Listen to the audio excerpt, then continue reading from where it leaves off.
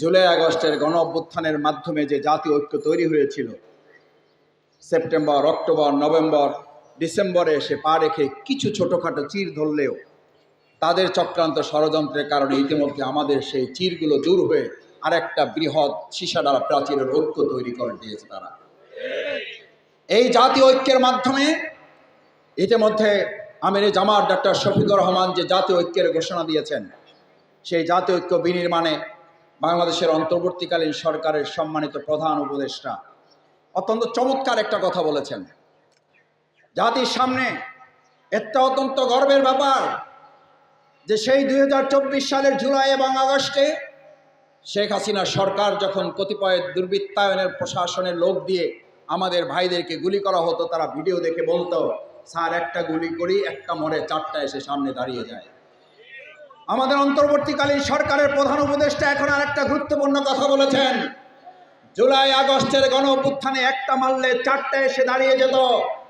আর এখন বাংলাদেশের দিকে তাকিয়ে দেখবেন, ভবিষ্যতে যদি আর কোনো চক্রান্ত ষড়যন্ত্র করা হয়, জুলাই আগস্ট পেরিয়ে সেপ্টেম্বর, অক্টোবর, নভেম্বর পেরিয়ে আমরা যে ডিসেম্বরের বিজয়ের দ্বার প্রান্তে এখন পা রেখেছি, নতুন বিজয়ের যে মুগ্ধতা আমাদেরকে ছড়িয়েছে পৃথিবীতে, সেই সময় এখন একটা মারলে চারটা না, একটা মারলে 40টা এসে আপনাদের বন্দুকের সামনে দাঁড়িয়ে যাবে। আজ এখানে আপনাদের কাছে জানতে চাই, এই 40-এর কাতারে যদি আমাকেও দাঁড়াতে হয়, বাংলাদেশ জামাত ইসলামী শাহজাহানপুরের এই কর্মীরা জীবন বাজি রেখে তাদের প্রত্যেকটা ষড়যন্ত্রের জবাব দেওয়ার জন্য কি রাজি আছেন আপনারা? বাংলাদেশ জামাত ইসলামী যে রাষ্ট্র চায়, সেই রাষ্ট্রই চেয়েছিল আমাদের জুলাই আগস্টের গণ অভ্যুত্থানের প্রাণপ্রিয় ছাত্র জনতা, শ্রমিক ভাইয়েরা। সেই রাষ্ট্রের নমুনা ছিল, স্লোগান ছিল, we want justice. Bangladesh Jamaat ইসলামীও বলে, আমরা সেই উই ওয়ান্ট জাস্টিসের শুধু বক্তৃতাই করি না, আমরা তার বাস্তব প্রমাণ রাখতেও সক্ষম হয়েছি।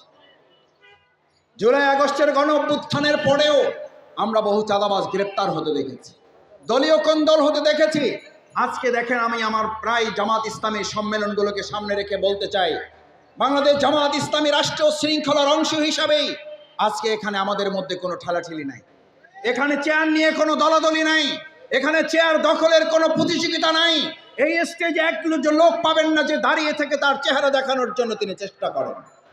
এই সুন্দর শৃঙ্খলা যেই সংগঠন প্রতিষ্ঠা করতে পারে, 18 কোটি জনগণ মনে করে আগামীর সুন্দর সুশৃঙ্খল বাংলাদেশ সেই জামাত ইসলামী প্রতিষ্ঠা করতে পারবে। আমি বক্তব্য শেষ করতে চাই আপনাদের প্রতি আহ্বান জানিয়ে, বাংলাদেশ জামাত ইসলামী ঢাকা মহানগরী দক্ষিণ আন্দোলন সংগ্রামে এই শাহজাহানপুরে বহুবার আমাদেরকে গ্রেপ্তার, নির্যাতন করা হয়েছে।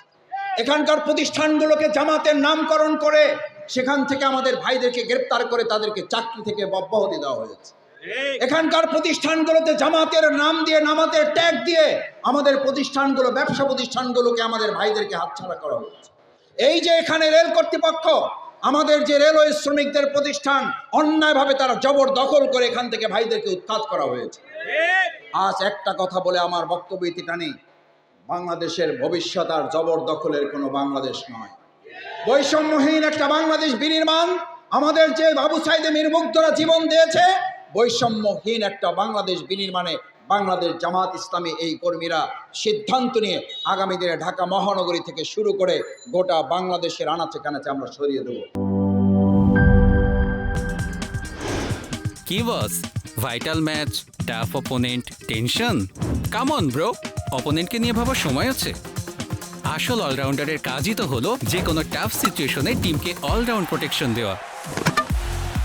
জাস্ট লাইক মাই টাইলক্স, যার অ্যান্টিব্যাকটেরিয়াল এজেন্ট টয়লেটের কোনায় কোনায় পৌঁছে 99% জীবাণু ধ্বংস করে, টয়লেটের কঠিন দাগ ও দুর্গন্ধ দূর করে টয়লেটকে রাখে ক্লিন আর সুবাসিত। টাইলক্স টয়লেট ক্লিনার, ক্লিন মানেই টাইলক্স।